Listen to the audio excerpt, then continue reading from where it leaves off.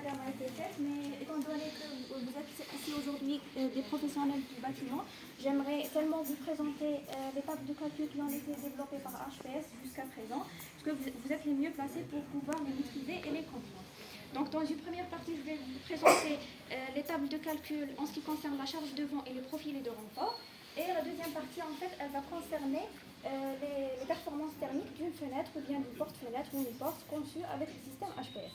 Donc on commence par la première partie. Donc en fait, ce qu'il faut savoir, c'est que les profilés de renfort ont été développés pour augmenter l'inertie, c'est-à-dire augmenter l'inertie et renforcer la partie la plus sollicitée, exposée à la charge du vent et aux actions du vent.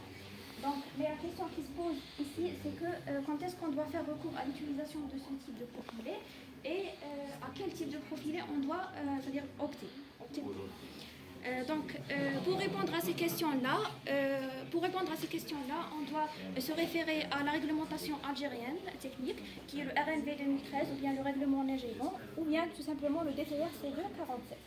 Pourquoi on doit se référer à ça? Parce qu'en fait, le DTR ou bien le RNV 2013, il subdivise les zones, bien les wilayas de l'Algérie en quatre zones, et chaque zone a sa propre vitesse de référence.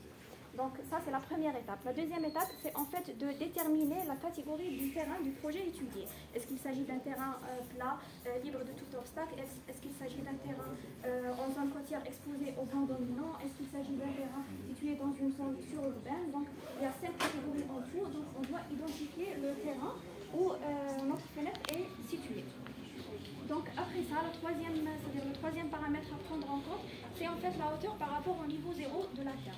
Donc une fenêtre qui est située au rez-de-chaussée ou bien au premier et deuxième étage n'est pas forcément c'est-à-dire exposée à la même charge de vent qu'une fenêtre située au 20e étage ou bien au 15e étage. Donc ça,